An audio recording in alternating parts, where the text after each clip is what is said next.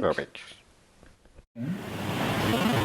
So welcome all. This is hi, ma'am. Could you please take a seat?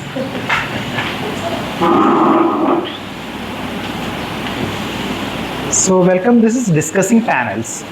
Discussing Panels is an initiative by a community in Kerala called Indie Comics Commune. So we have been conducting multiple independent comic festivals, meetups, talks under this particular community. We also have comic workshops. So in this banner, we have also trying out this new talk show format called Discussing Panels, where we talk to comic creators across the country, and we see, their creative process, and we basically document all this information so that can be useful for the comics community. So that is the background, and currently we have an Instagram page for this particular Discussing Panels. So Indie Comics Commune is an initiative run by Sriram, myself, and Ronnie Davis. So we have been doing that since 2022. It has been four years. Under this banner, we are also conducting a festival called Indie Comics Fest, where anybody can make a self-published comic book and they can publish and sell it.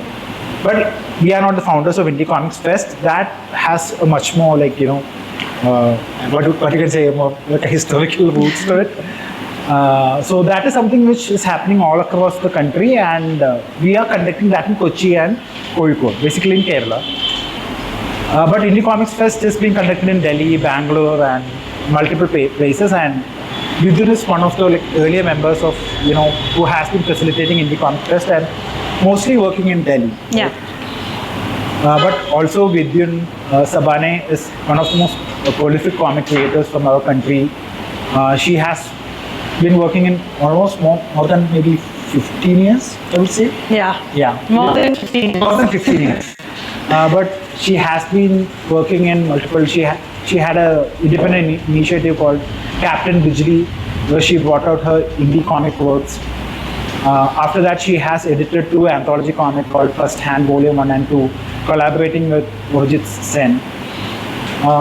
She also has developed this very interesting comic work, which is one of my favorite, called Hug, which is about the farmers' protests which happened in India. Also, quite recently, she did a book called Food and Farming, which is here. So that is she wrote that book along with Urjit Sen, and Harsha Mohan Chaturaj illustrated this comic book. It's a quite, I think, very research-oriented book which goes through the journey through India and explores the, the farming situation currently in India. And it's a very research-oriented book, and so that is what Vidyun has been doing.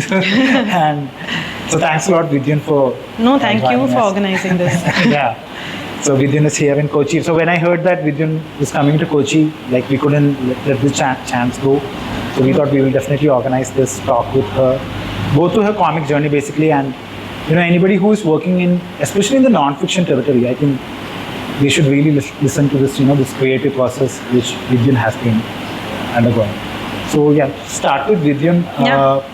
We can go through all this, the different importance of the different work which you have done. But I just wanted to understand, why did you choose this medium of comics to, start expressing yourself, or when did this start? Maybe if you can go back to the childhood. The childhood. I mean, I think if I were to trace my the major interactions with comics, definitely college was a very important time, because I was studying journalism, and we had several classes in which journalists would come in and tell us about how to practice journalism, what does that practice involve, and what are the different ways in which you can tell non-fiction stories. And for one of those classes, there was a journalist who came, and he brought with him a copy of a book called Barefoot Gen. Barefoot Gen is a story by a survivor of the Hiroshima Nagasaki bombing, in which he's actually he had seen the bombing happen with his own eyes. He lost family members to it, and then later on he went on to actually make that into a comic and recreate that as a kind of a autobiography in manga form. So I think I was really struck by the immediacy of the medium, and also the narrative itself was a counter narrative, right? To the world order. You don't really actually have an opportunity to read so many stories that critique the US as a superpower. So it was, and at that time it was even more unique. Like I'm talking about like 2007, 2008. So it was tough to come across these stories, and I thought that the medium was very interesting. But then finally I did my dissertation on comics journalism that was being practiced by Joe Sacco, who's a very well-known comics journalist, and he had really popularized the medium. He had popularized this use of the medium through his work Palestine. And through that dissertation, I actually attended a couple of comics making workshops that were conducted by people like Sarnath Banerjee, whose book is also here. Yeah, Absolute Jaffa. And also he's also did a very popular comic called Corridor. Corridor. And Arijit, Parismita, all of these comics creators were holding workshops, and so I attended those, and slowly I kind of got into making comics myself, because I think I became fascinated with the medium at the level of wanting to be a creator and not just a researcher. But when if you want me to go back even further, like all kids, I read a lot of comics. But I was also very interested in fantasy and science fiction. So I would write fantasy and science fiction stories, and another friend of mine would illustrate the characters. So this was when we were in school. So that was so that is that is also part of the journey in some way. But it's only after college that I actually I directly started making comics. I didn't try to go for any other profession. I didn't consider anything else. I just went straight into it. Do you remember that first comic which you did after you had this Joe Sacco and all the dissertation you did? Yeah. So do you remember that first? The first one was actually for Comics India, which was one of the first comics anthologies that was published in the 2010s. Which was called Push Snooze for Freelancer. It was a collaboration with Pia Alize Hazarika. It was about the life of someone who works freelance and a conversation between a freelancer who can't sleep and their clock. So it was, and we really played with the medium. I think for both of us, it was one of our first comics. And we played with the medium and we tried to explore it. And so you'll see, it's like every kind of technique and layout we've tried out. Because of the first one, you just wanted to we really, but it's fun. It's a fun comic. And at that time, I think Comics India is an initiative which is run by Aniceto Pereira and Bharat Murthy in Delhi. So they were bringing out these anthologies, basically, of multiple. That was one of the first comics anthologies that came out.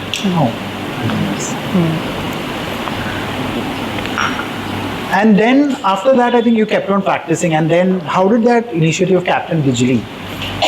So Captain Bijli was an initiative that we that at the time, because now we're looking at maybe more than 10 years later of comics practice, and we have a lot of platforms to come out with independent comics work.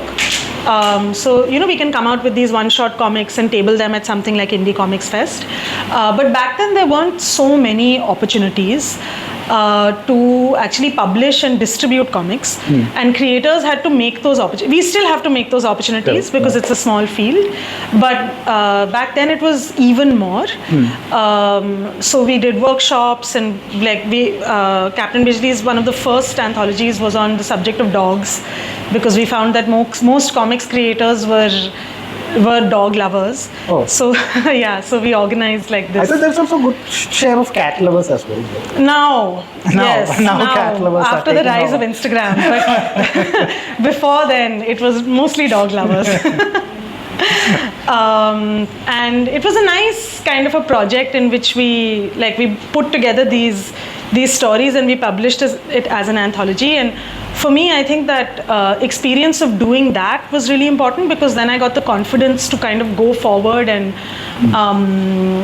do more ambitious work like First Hand, and the First Hand anthologies, which dealt with a very different kind of subject matter, which was the non-fiction comics. Correct. So picking up from the experience of engaging with Joe Sacco, then me and Arjit worked Captain on. Bijli was mostly non-fiction, fictionalized stories then.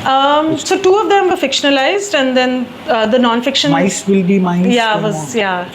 Yeah. Of course. Yeah, it's a story about a mouse who turns into a Godzilla-like creature. So That I has hope to be it's fiction. So and then two of them were the non-fiction anthologies that we worked on. Yeah. So how did you distribute Captain Bijli at that time? How did we distribute it? You also collaborated with Shohei. at this time. Yeah. So Shohei was very, very involved in Captain Bijli. Shohei is a manga artist who was living in India at the time, and he had done his bachelor's in fine arts here, and he and I met at one of the workshops that I had mentioned, and we collaborated a lot. So Shohei is the illustrator for Mice Will Be Mice. He also contributed to the Dogs anthology, and he's also contributed to the first-hand non-fiction anthologies. So yeah, Shohei was very heavily involved in that, and I think learning about Japanese manga culture from Shohei was very helpful in understanding what kind of comics culture what comics culture can be, because I think in India we have a very the market is not that developed. So from Shohei I actually learned a lot about one is how central comics can be to a culture, because over there most of the anime start out as mangas, and I also learned a lot about form. Yeah, because the manga form is very it's very different from the the more European or North American comics form that exists. Do you remember what is the differences you noticed? Yeah, I mean the manga form, the layouts are much more dynamic, and the action flows very, very fast. And in a lot of the other comics that I had read, there was a much more emphasis on drama. The panel layouts were more static. And I think the way that they played with time was also very different. So if I had examples, then it would be easier to kind of show you. But the manga form was, and it's also like I was having this discussion with Bharat actually. We all were after Indie Comics Fest, that they're developed to be read very, very fast. Yeah. So even the layouts are like that, because over there kids read manga and they read it, and adults heard also that read it. most of the literature is consumed via manga. Via manga, yeah. And you get these large, big magazines that people go through very, very quickly. So the average pace of reading is also very fast, and you can see that in the layout as well, which is quite different from North American and European comics, because those have, I find those to be more focused on the drama, on the emotion, unless it's an action adventure kind of a comic. Yeah. So going back to the question of how did you distribute Captain Bijli? How did we distribute Captain? With great difficulty. Going to different bookstores, asking them, will you keep it there? Then some of the creators also would distribute it themselves. like Annie and Anjali in Goa. They're two comics creators. Like I think they made sure it was available in all bookstores in Goa. At that time, People Tree Bookstore, which was in Delhi, and in Delhi, they used to have a lot of comics. So you actually had to go to bookstores and ask them and for the first time, many of them were not even stocking imported comics. So it was tough to distribute it, but we also thankfully had the help of a platform called Authors Upfront. So yeah, Authors Upfront was a self-publishing platform where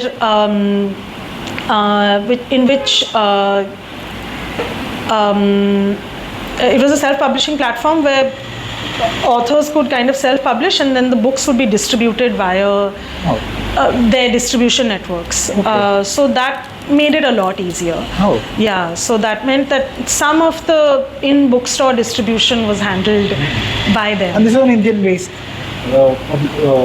yeah, it was. I don't know if they're still functioning, but at one point, self-publishing was a big wave in the publishing industry, and we had the benefit of that at that point in time. Was there any struggle to convince people, because these are not traditional comics, right? And generally, comics are perceived in a certain way. Yeah. So, was there any yeah, it is a struggle, because I think there was a struggle in kind of convincing people that an anthology like First Hand, for example, was important. Initially, I think before the anthology was published, I think people didn't quite understand what's the point of non-fiction in comics, because people associate comics with superhero, they think of it as children's literature, even though it's not. And so I think trying to convince people of the idea was a bit tough. But I think First Hand was a very successful anthology. So after that, for me, it was picked up by Penguin. Picked up by Yoda Press. Yoda Press. Yeah. After that, I think it's been easier to assert, at least in independent publishing and publishing, that yes, comics are a medium that can tell important stories and can tell non-fiction stories. But initially, I think it was tough. It seemed to many people like a very novel idea. Now I think we're living in a time when that idea is it's not considered completely out of the ordinary. Could you just go through the creative process behind First Hand? Like, when did it start, and how long it took to do the process, and how you were the main editor, I think, along with Orijit, right? Orijit and I were the editors. So how was the editing process, and how did you select the stories? So I mean, I just came across so we had an event for 10 years of First Hand a couple of weeks ago, actually. Yeah, correct. Yes, and I was looking through some of our initial publicity material for the book. And the book actually, initially we had an open call for entries, and we had initially thought that we'll only include two pieces via the open call, but later on we got so many entries. We got, I think, over 50 entries for the book with fully fleshed out ideas. And we decided that the book would be primarily an open call book. And then we had some invited entries, of course, like, for example, people like Neha, people like Pragya, Neha Dikshit and Pragya Tiwari, who are two fairly well-known journalists. They also have their work in the book. So to them, we approached them and we asked them. Did they do the drawing, illustration also? No. We paired them with them. Yeah. So they kind of so people like them were invited into the book, but primarily the book had a lot of open call entries. So Payal, Ita, Ikrup, everybody was knowing. Yeah. So it was and by open call, I mean, I think that's a really interesting aspect of publishing, is when you can actually create a platform for new voices by bringing in, like, by saying, okay, anyone has an opportunity to be published, as long as you as long as you can pitch an idea. And I think that's very good, and that's one of the reasons why we wanted to do an open call. Was it's very healthy for for a publishing scene or a comic scene to be able to bring in fresh voices every once in a while. So that's why we decided to do the open call. And after we made our selections, then we had a pretty we had an editorial process that everybody had to go through. So people submitted their entries at the storyboard stage, at the pencil stage, at the inking stage. Then we gave them feedback on it. We also held some workshops in the middle. Oh. Yeah. So we had talks on comics history a little bit. There was one talk. And this was online, or were you able this was all before 2016. So it was all. Come together we physically came together for all of it. Oh, yeah, it feels tough now, but back then it was just how we did things. Yeah. We had a talk on Dhrigankshu, which is was a Bengali comics magazine that was published from Jadavpur University in the early 2010s. Then we had a talk by Aprajita Nainen about a gardener in a wasteland. Then we had a workshop on how to actually storyboard, which was conducted by Shohei. Like, how do you take a movie clip and turn it into a storyboard, and vice versa. So all the contributors and illustrators who are working with this were asked to come and participate in all these things? The ones who could make it. Yeah, because there are different people in different parts of the country. But the ones who could come, we asked them to come, and it was a nice evening, fun. Arijit also spoke about his reportage process with River of Stories. River of Stories is a kind of a landmark comic work. I don't know if you have it. Yeah. It's considered as India's first graphic novel, like in a complete format. Like it's always debates and everything is there, but still River Stories is widely considered as India's first graphic novel. Yeah, so Arijit spoke about his process with that. And that was our editorial process for First Hand. Yeah. And then after moving from First Hand, also the volume 2, when did it came out? 2018, very soon after. Oh, very soon after. Yeah. So after you started, and what was the difference editorial process between, was there any thematic difference between volume 1 and volume 2? The thematic difference was that volume 2 was on the theme of exclusion. So we were working on a report that was published by India, the India Exclusion Report, which is brought out by Center for Equity Studies. It's an organization that's run by Harsh Mandir. And that report, they come out with one report every year. So in 2015, they came out with, the report that they came out with is what we converted into a graphic novel. And that had a number of different kinds of chapters, like chapter on women in work, water and sanitation, the Muzaffarnagar riots, and it had also had a chapter on the Jarawa of the Andamans. So various different themes, and we converted each of those into comics because they had wanted to make this material actually accessible to a larger audience, which a report can actually be very difficult for people to engage with. We had, and that was entirely by invited contributors. Yeah, there was no open call with that. The second one. Yeah. Okay.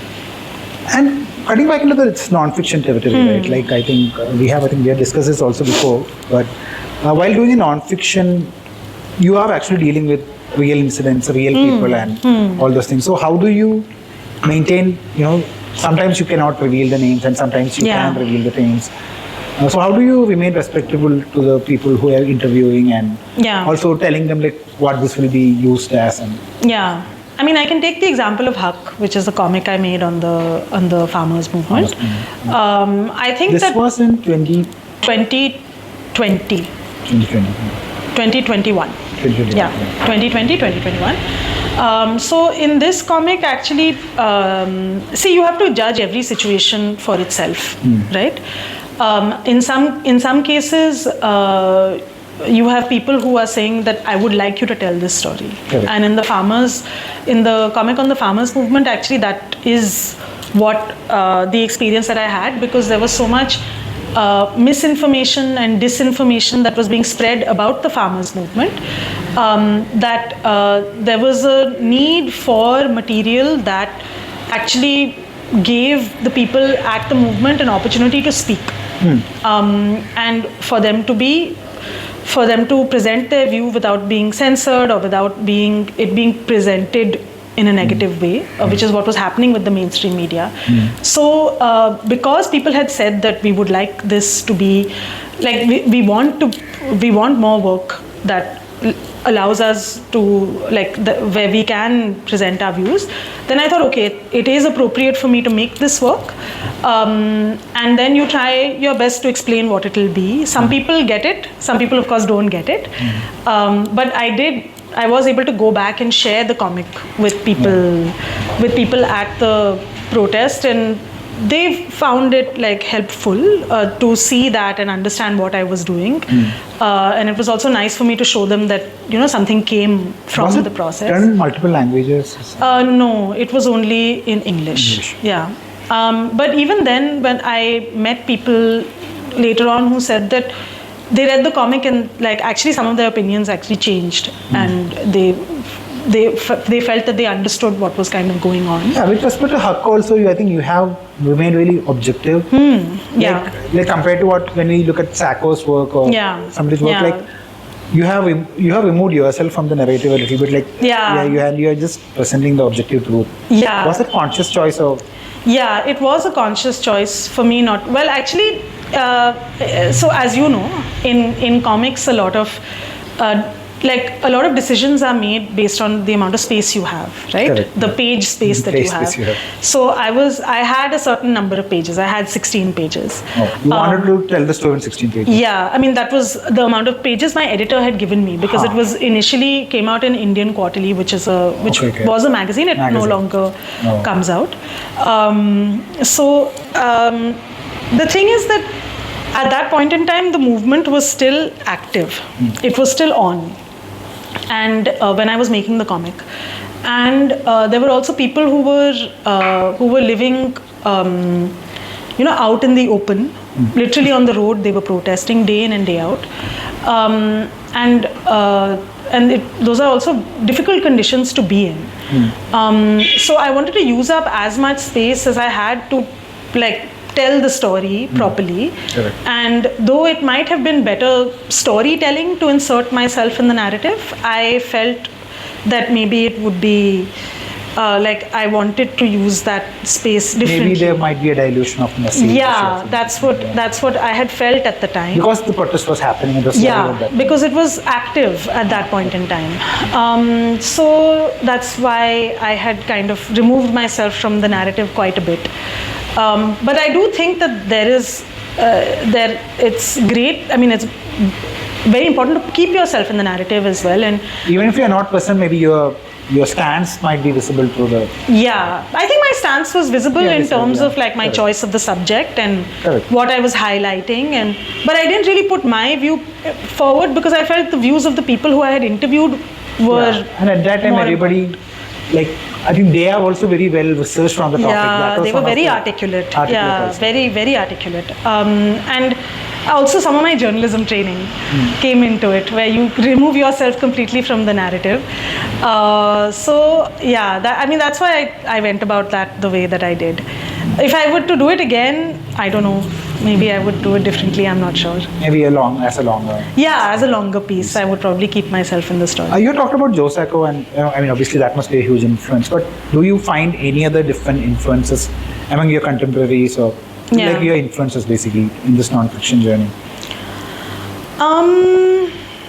Other than Joe Sacco, in terms of non-fiction work, I think my work is quite influenced by Arijit, definitely. And I like Alison Bechdel's work. Fun Home, and Are You My Mother? These are two memoir style comics. I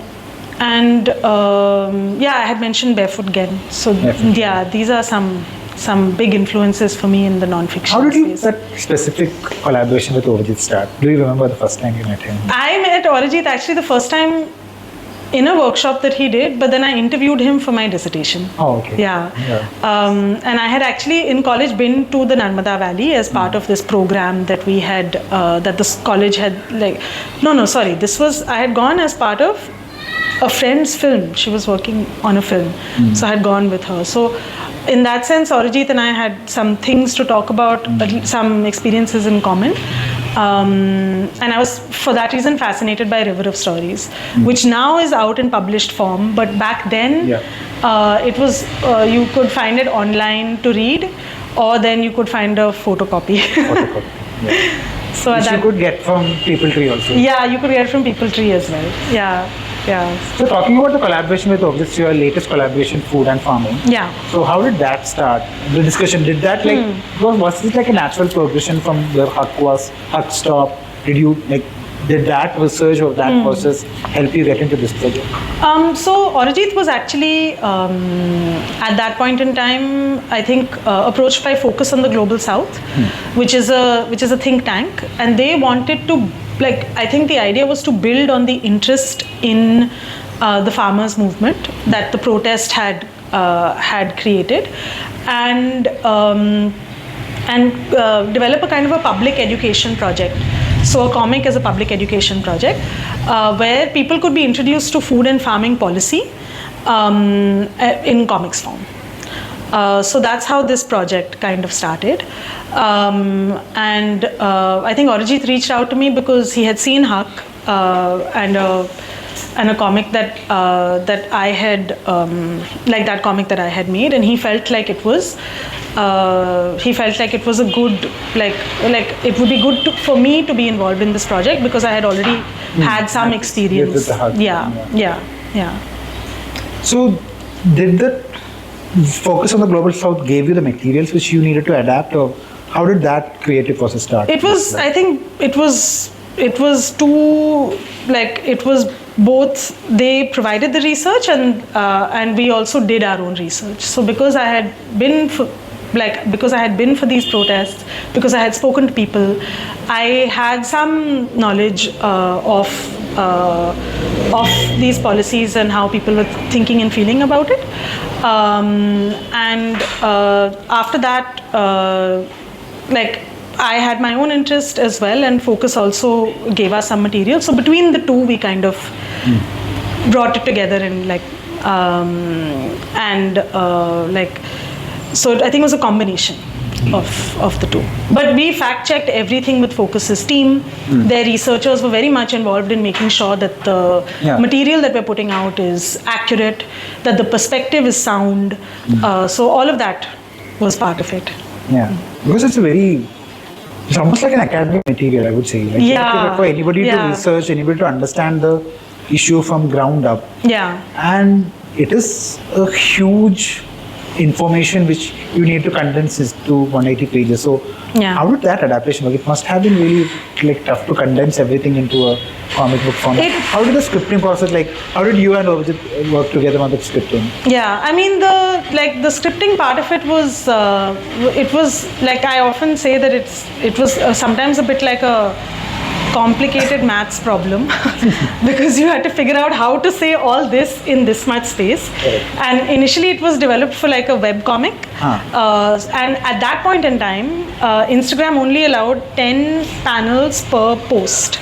So, and we tried to make every chapter 10 panels long, so that we could fit it into that one post. So we had to actually distill a lot of information, and we had to kind of arrive at what is the main point of this issue, what is the main point of this of what we're trying to talk about, and explore that. So like, for example, if you're talking about a midday meal, there are many aspects to a midday meal, right? But what is the main thing that we would like to say about it? What is the main issue that we'd like to focus on? So similarly with each chapter, we had to have that same process. But one of the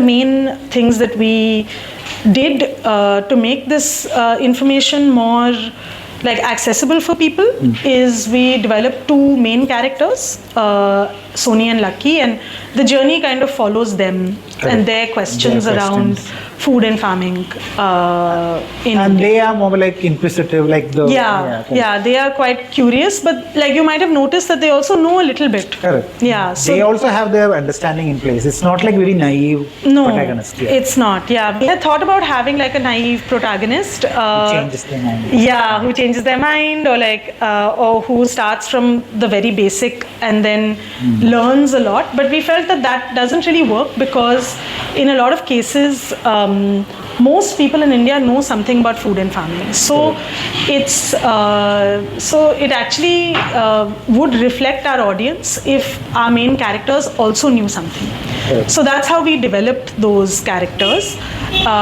so that it would seem natural, and also there could be like a progression in their knowledge that was more nuanced, because it was important for us that in this book, of course, you learn about food and farming policy, but it was also important that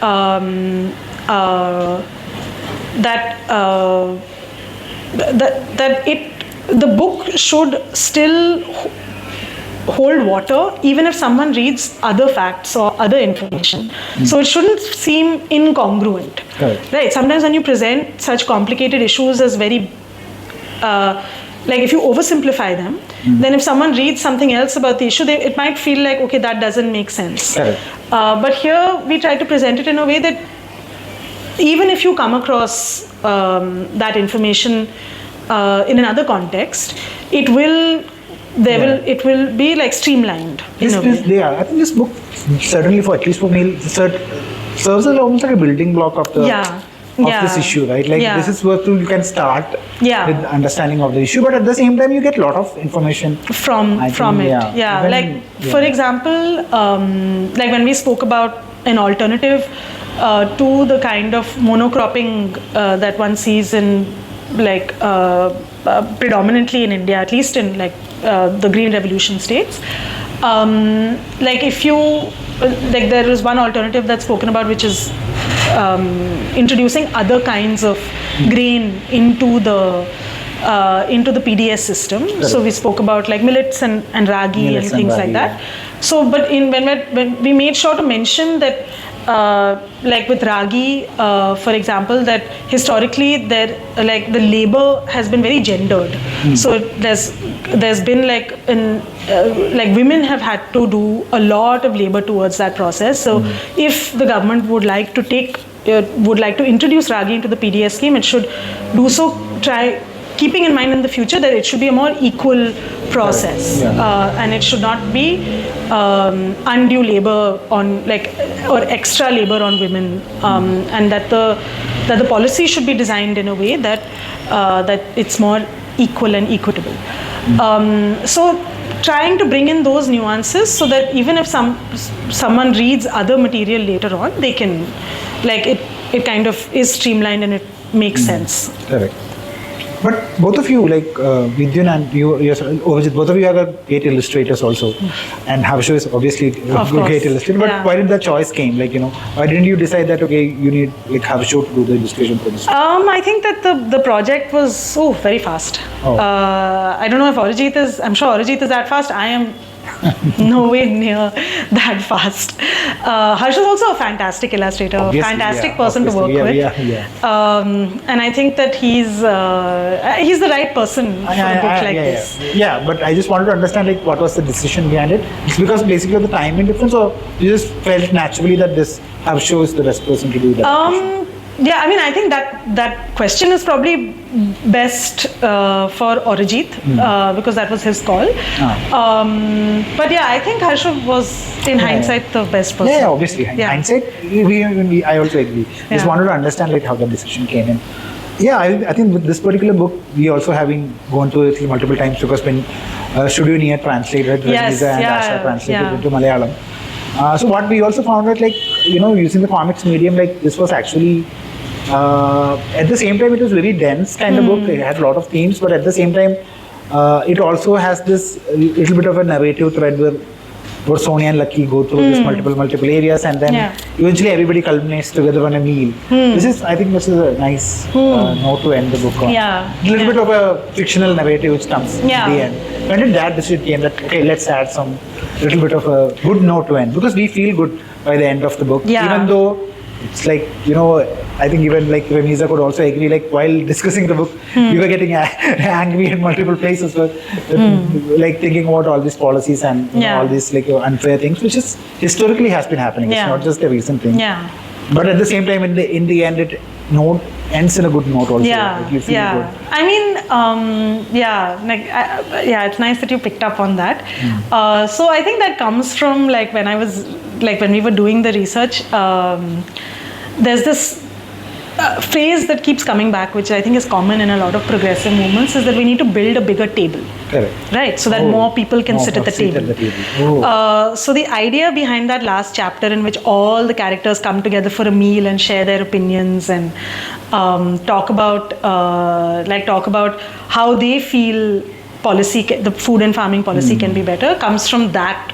Correct. Metaphor. And it's also a very fantastical thing to happen suddenly, but it works. Which is what we loved a lot.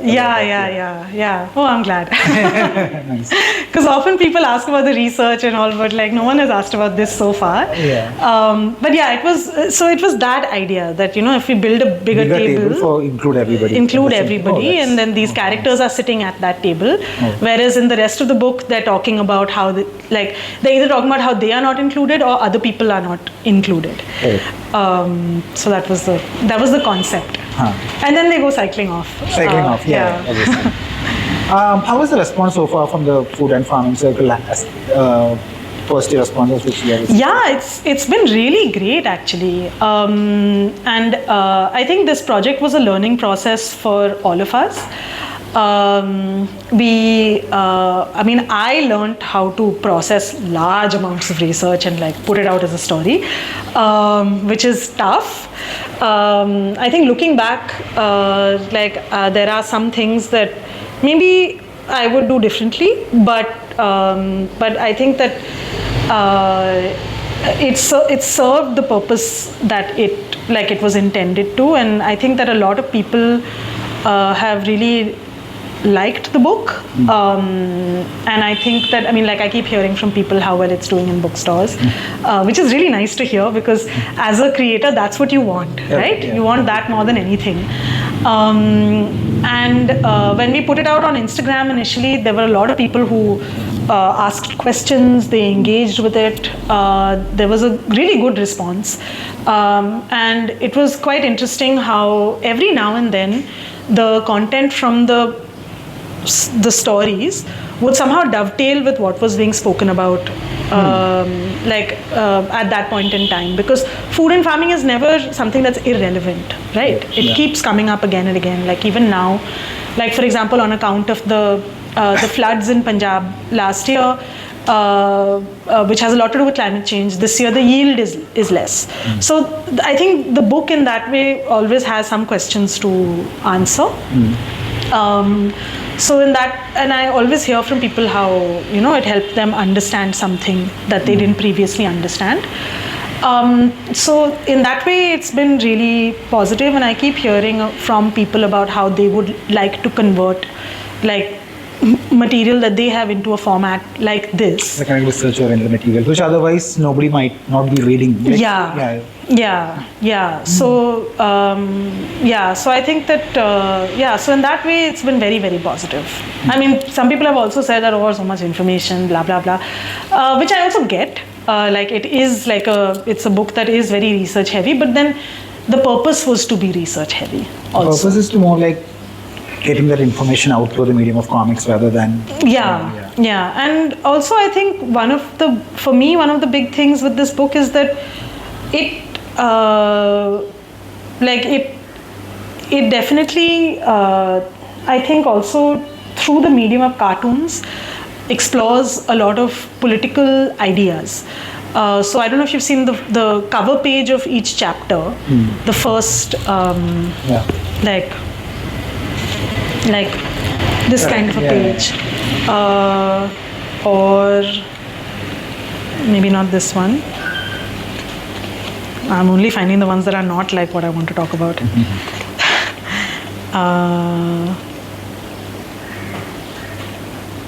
Yeah, like this one, which talks about structural adjustment programs. So we use a lot of cartoons in these covers. And I think that also has a very interesting role to play in the book, because it's it kind of also expresses the political ideas behind the book.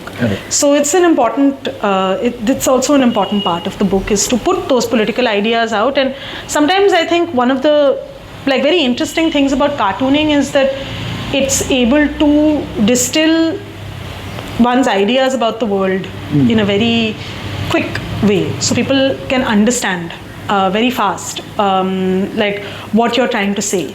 And I think that's very important. Because people then hold those images in their mind. Like, even for me, sometimes I keep you see an image that explains something, or that puts something across in a very pithy way, in a very apt way, and it stays with you. So that's why we included those, so that people would, so that it stays with you, and when you see that again, then it rings a bell. It's a wonderful book, and I think everybody should check it out. Now, going on to your new latest project, which is Turn the Page. Yeah, so could you just, because somebody also asked a specific question to us.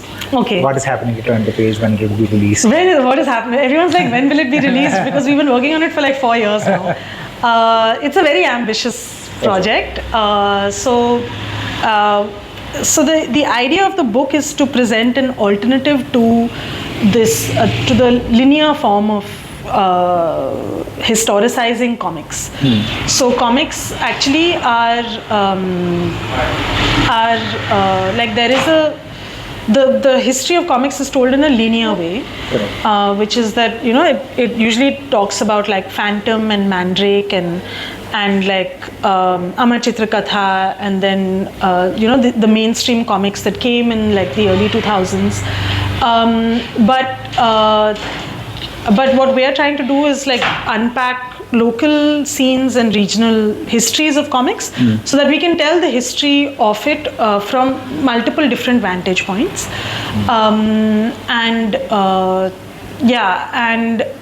In that way, maybe tell the story of Indian comics from an unflattened view. So the book is kind of inspired by another comic called Unflattening by Nick Souzanis. Okay. And the idea is to tell a kind of a comprehensive story of Indian comics that doesn't only focus on English and Hindi titles, which we find that has been the focus in scholarship. The idea is to tell a story that takes into account these other histories, that people might not be aware of, so that we know actually what creators are influenced by, the contribution that you're making. We didn't even know about C.I.D. Musa as a comic existing beforehand. But after after reading your contribution and seeing it, we also have a better sense of what people in comics creators in Kerala are inspired by. And the reason why a book like that is important is because not understanding really where people are coming from leads to a gap in scholarship. It leads to a gap in distribution networks. It leads to a gap in actually those important connections that you need to make being made. And that's Turn the Page. We hope it'll come. We plan to wrap it up this year. And it's a collection of prose and everything, right? There will be comics. There's comics. There's visual narrative. There's data visualization. There's comics. There's regular research articles. There's all of it. And it's going to be a large book. Yes, it'll be at least 300 pages. Oh. It'll be a big book. And also, when you're talking about one of the personal projects which you're working on, the next comic book. What is that? Yeah, I mean, like I don't want to mention too much about it because like it's still very very early on, and hopefully it'll get done. Let's see. I was saying, I don't want to jinx myself. Okay. But yeah, it's a speculative fiction book which will hopefully be like around 170, 180 pages. Oh, wow. Yeah, Cool. yeah. It's a bit ambitious, but yeah, I'm turning a little bit away from non-fiction, just for a little bit, so that I can work on this in this speculative world.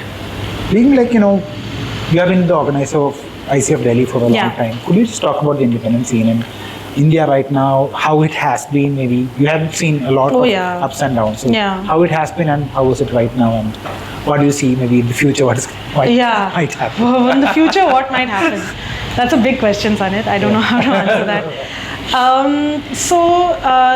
The independent comic scene actually in India was very, very, very small. When I started, I would say it's still quite small, but we recently had that discussion at FICA in which we realized that no, we have made some growth, and things have changed for the better. Like for example, when Arijit started working on River of Stories, he said that there was not even one review for his work. After a while, I think Kushwant Singh. Yeah, but that was a little after a while. Yeah, after a while, Kushwant Singh wrote a review. But initially, it was tough to even get comics reviewed. It was tough to distribute them. And now we have something like Indie Comics Fest. It's a yearly festival. It happens in 10 locations. I think it's like at least like in Delhi, at least 1,000 people come every year, and we're hoping, and I think those numbers can go up. It's just that Indie Comics Fest is an entirely volunteer-run festival. Creators, we try to organize it between doing multiple different things, like holding our careers together, holding our finances together with great difficulty, and organizing this festival and doing many, many things. So I think keeping that in mind, there's been an incredible journey. Like I was telling you, I recently was doing a program at a university, and young people there are very engaged with comics. They understand the language in a way that even I didn't understand the language at their age, because I think they're very exposed to it. There is a lot of interest in manga. Like this one girl came up to me and said, "Oh, I don't really know much about comics," and then went on to rattle off 30 mangas that she had read completely. And I was like, even I have not read these. What are you talking about? So I think the bar is very different now. Like back then, if someone had even read 2 comics, you were like, wow, can we be friends? It was that kind of a thing. I think things have changed. But I think there's still this perception of comics being a children's medium. There's still this perception that comics is something that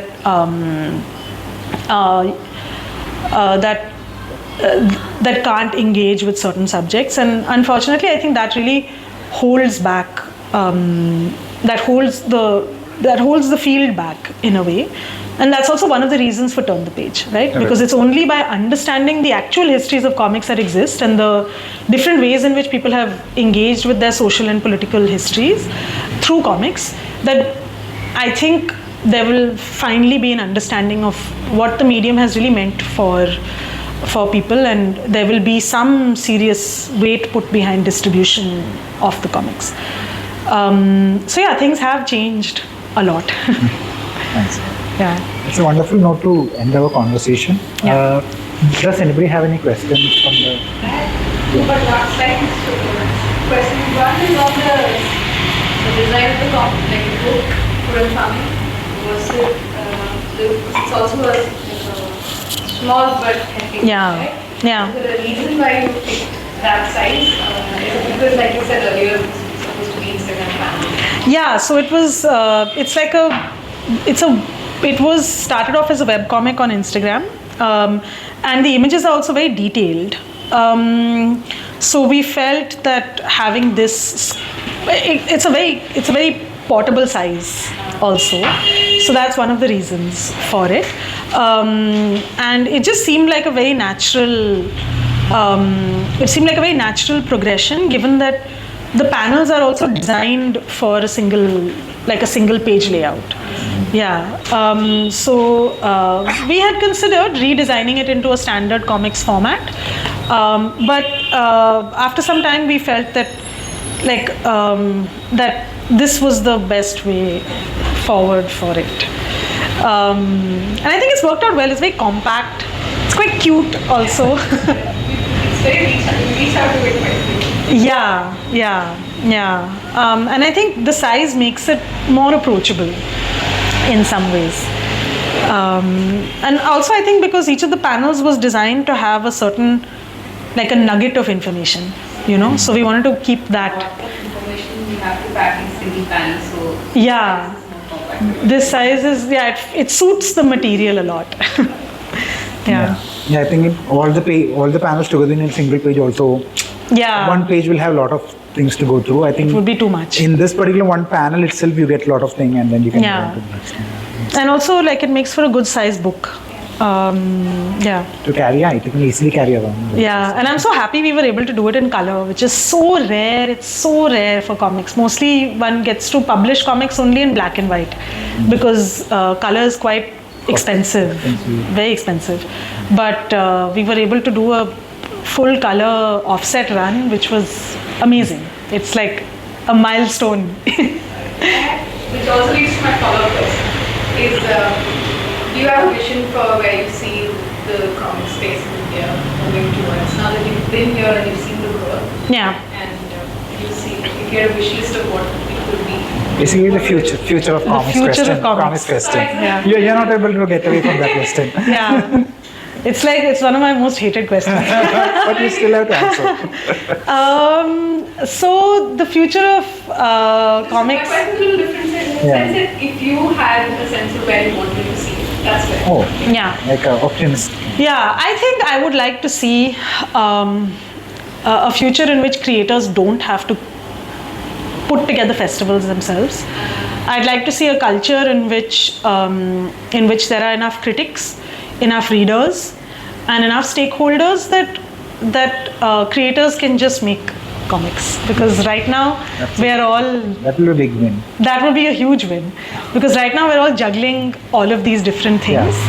Recently, Shikant also made a very interesting video. Yeah. Which, I think he was going to one of the festivals and he made a video, right? Yeah. Oh, he's, yeah. Going with a bag and everything. He was going with a briefcase. Yeah.